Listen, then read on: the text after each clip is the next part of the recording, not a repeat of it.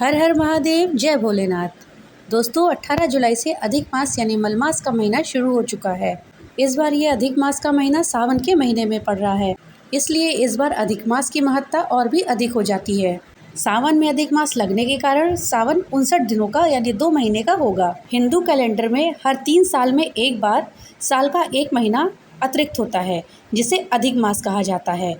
अधिक मास समय की स्थिति को अनुकूल बनाने के लिए लगता है। दोस्तों, अंग्रेजी कैलेंडर में तो हर साल 12 महीने का होता है, लेकिन पंचांग के अनुसार हर 3 साल में एक बार एक अतिरिक्त माह होता है, जिसे अधिक मास या फिर पुरुषोत्तम मास कहते हैं। इसे मलमास भी कहा जाता है। अधिक मास में पूजा पाठ, व्रत, साधना का महत्व काफ़ी बढ़ जाता है। अधिक मास को मलमास और पुरुषोत्तम मास भी कहते हैं। इस अधिक मास का हमारे जीवन में महत्व क्या है? हिंदू धर्म के अनुसार संसार में प्रत्येक व्यक्ति, प्रत्येक जीव है वो जल, अग्नि, आकाश, वायु और पृथ्वी, ये 5 महाभूतों से मिलकर के बना है।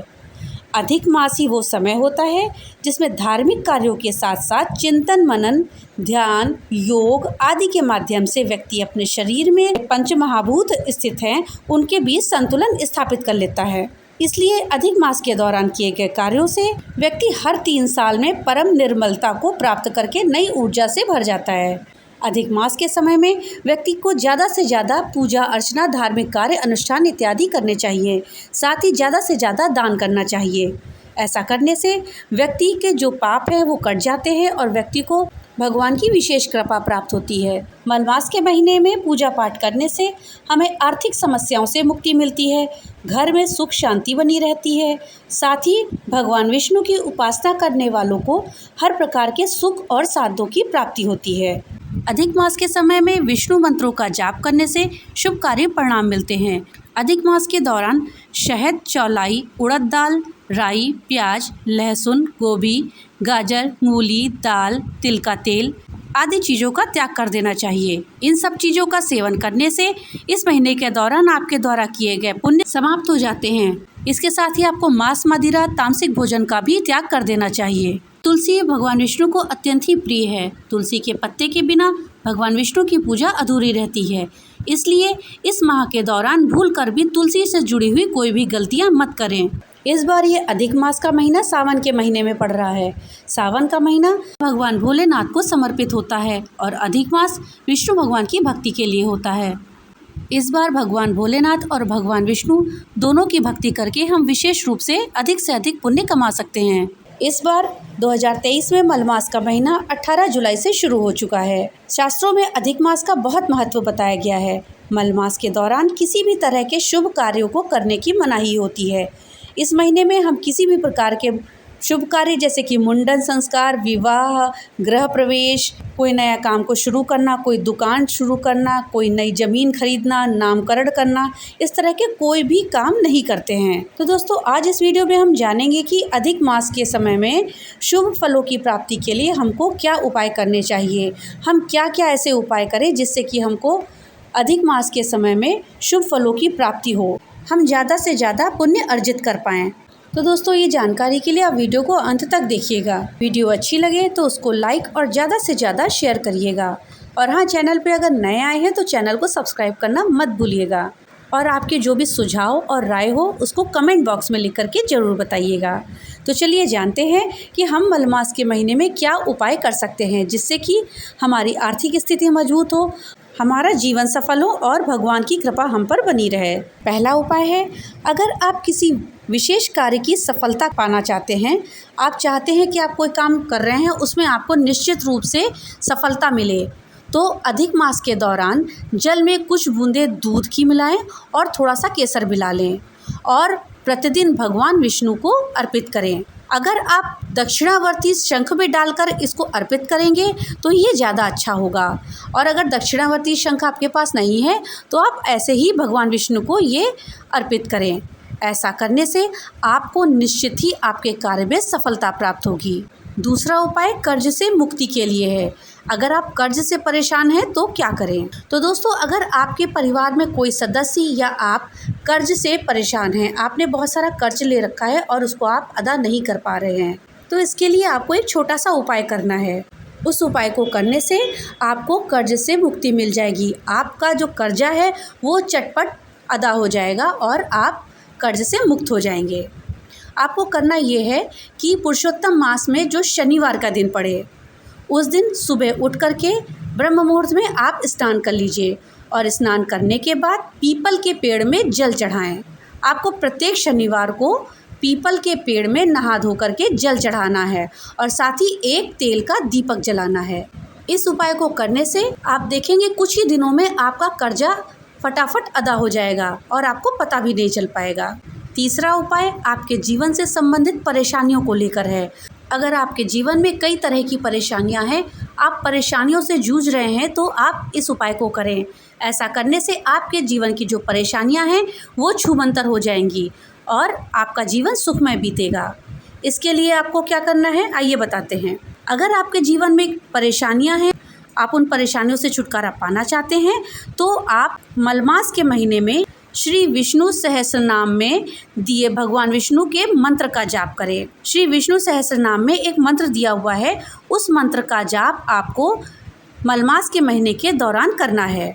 वो मंत्र है यस्य स्मरण मात्रेन जन्म संसार बंधनात् विमुच्यते नमस्तमय विष्णवे प्रभु विष्णवे। इस मंत्र का जाप आप मलमास के महीने के दौरान प्रतिदिन करेंगे तो आपके जो जीवन की परेशानियां हैं वो दूर हो जाएंगी। चौथा उपाय आपकी नौकरी से संबंधित है। अगर आपको नौकरी नहीं मिल रही है, आपके नौकरी में बाधाएं आ रही हैं, आप अपनी नौकरी से परेशान हैं, आपको पदोन्नति नहीं मिल रही है, तो उसके लिए आपको ये उपाय मलमास के महीने के दौरान करना है। इस उपाय को करने से आपको अवश्य ही लाभ होगा। तो चलिए जानते हैं ये कौन सा उपाय है। अगर आपको अपनी नौकरी से संबंधित किसी परेशानी का सामना करना पड़ रहा है या आपका प्रमोशन अटका हुआ है, तो पुरुषोत्तम महीने के दौरान घर पर 5 छोटी कन्याओं को भोजन के लिए आमंत्रित करें और उनको भोजन कराएं। और आपको भोजन में दूध और चावल से बनी हुई खीर जरूर खिलानी है। इस खीर को खिलाने के बाद उनके पैर छूकर आशीर्वाद लें और उनको दक्षिणा दें। लेकिन अगर आप किसी कारण से कन्याओं को अपने घर में भोजन नहीं करवा पा रहे हैं, तो उनके नाम से थाली निकाल दें और उनके घर पे दे आएं। ऐसा करने से अगर आपकी नौकरी नहीं लग रही है तो लग जाएगी, और अगर पदोन्नति नहीं हो रही है, आपका प्रमोशन नहीं हो पा रहा है, तो वो हो जाएगा। पांचवा है आपके मन की उलझन को लेकर के।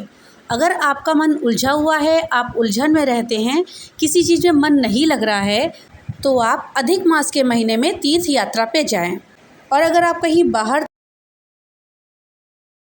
तो घर के ही आसपास कोई विष्णु मंदिर हो, वहाँ जा कर के थोड़ी देर बैठें। और अगर आप घर के आसपास के मंदिर भी नहीं जा पा रहे हैं, तो आपके घर में विष्णु जी की प्रतिमा हो, अगर नहीं है तो एक प्रतिमा आप ले आएँ। तो विष्णु भगवान की प्रतिमा के सामने हाथ जोड़ करके थोड़ी देर बैठें, आपके मन को पूरा सुकून मिलेगा। वैसे आप कोशिश करें, अगर आपके मन में उलझन नहीं है तब भी कोशिश करें कि मलमास के महीने के दौरान किसी तीर्थ स्थान पर जरूर जाएं। मलमास के महीने के दौरान किसी तीर्थ यात्रा पे जाना बहुत शुभ होता है। छठा उपाय आपके मन में किसी भी तरह के भय और बाधा को लेकर के है। अगर आप किसी भी प्रकार के भय या बाधा से परेशान हैं, आपको हर वक्त भय रहता है, आपके मन में कोई बाधा आती है, किसी काम में बाधा आती है, तो आप अधिक मास के दौरान विष्णु सहस्रनाम में रचित मंत्र का जाप करें। मंत्र है नमः समस्त भूतानाम आदि भूताय भूभृते अनेक रूप रूपाय विष्णवे प्रभु विष्णवे। इस मंत्र का नियमित रूप से जाप करने से आपके मन में अगर किसी प्रकार का भय है या कुछ बाधा है, वो दूर हो जाएगी। सातवां उपाय आपकी आर्थिक स्थिति को लेकर है। अगर आप अपनी आर्थिक स्थिति मजबूत करना चाहते हैं, आप अपनी आर्थिक स्थिति में वृद्धि करना चाहते हैं, आप चाहते हैं आपके पास धन संपदा में वृद्धि हो, तो अधिक मास के दौरान श्री विष्णु के साथ साथ माता लक्ष्मी की भी उपासना करें। माता लक्ष्मी धन की देवी होती हैं, उनकी उपासना अगर आप करेंगे तो वो आपसे प्रसन्न होंगी और आपको धन धान्य से भर देंगी। साथ ही माता के इस मंत्र का जाप भी करें। मंत्र है श्री ह्रीं श्री। नवा उपाय आपके समाज में फेमस होने को लेकर है। आप चाहते हैं कि समाज में आपका नाम हो, आप लोगों में जाने जाएं, आपका नाम रोशन हो, तो इसके लिए आपको एक उपाय करना है। आप समाज में अपनी अलग पहचान बनाने के लिए श्री विष्णु सहस्त्रनाम में दिए गए भगवान विष्णु के मंत्र का जाप करें। मंत्र है जगत प्रभुम देव देव मनंतम पुरुषोत्तमम स्तुवन नाम सहस्रत्रेण पुरुषः सततोत्थितः। 10वां उपाय आपके परिवार में सुख और शांति बनाए रखने के लिए है। आप अपने परिवार में सुख शांति बनाए रखना चाहते हैं। आप चाहते हैं कि आपके घर में सभी लोगों का जीवन सुखमय बीते, परिवार के सदस्यों के बीच आपसी प्रेम बना रहे और सुख और शांति रहे। तो इसके लिए पुरुषोत्तम मास के दौरान प्रतिदिन सुबह स्नान आदि करने के बाद भगवान विष्णु के सामने हाथ जोड़कर गायत्री मंत्र का पाठ करें। प्रतिदिन गायत्री मंत्र का पाठ करने से परिवार में सुख और शांति बनी रहेगी, परिवार के सदस्यों के बीच आपसी प्रेम बढ़ेगा और आर्थिक स्थिति भी मजबूत होगी। परिवार में खुशनुमा माहौल बना रहेगा। गायत्री मंत्र इस प्रकार से है ओम भूर्भुवः स्वः तत्सवितुर्वरेण्यं भर्गो देवस्य धीमहि धियो यो नः प्रचोदयात्। 11वां उपाय आपके अच्छे स्वास्थ्य के लिए है। तरक्की के साथ साथ अच्छे स्वास्थ्य की भी आवश्यकता होती है। तो अच्छे स्वास्थ्य को पाने के लिए अधिक मास के दौरान रविवार को छोड़ करके बाकी सभी दिनों में स्नान आदि के बाद तुलसी पौधे में जल डालना चाहिए। आपको चाहिए कि प्रतिदिन एकादशी और रविवार को छोड़ करके प्रतिदिन तुलसी के पौधे में जल चढ़ाएं और शाम को एक घी का दीपक प्रतिदिन तुलसी के पौधे में जलाएं। तुलसी के पौधे में जल चढ़ाने की क्रिया को केवल अधिक मास ही नहीं बल्कि आपको 12 महीने यानी साल भर करनी चाहिए। तो दोस्तों ये थे कुछ उपाय अधिक मास या मलमास के महीने में किए जाने वाले, जिनको करके आप अपने जीवन में चल रही कई परेशानियों से छुटकारा पा सकते हैं। तो आप आज ही ये उपाय अपनाएं और देखें आपके जीवन में कैसे आपकी परेशानियों से आपको छुटकारा मिल जाएगा और आपका जीवन आसानी से सुखपूर्वक व्यतीत होगा। भगवान भोलेनाथ की कृपा आप सब पर बनी रहे। तो मिलते हैं अगली नई वीडियो के साथ, तब तक के लिए राधे राधे।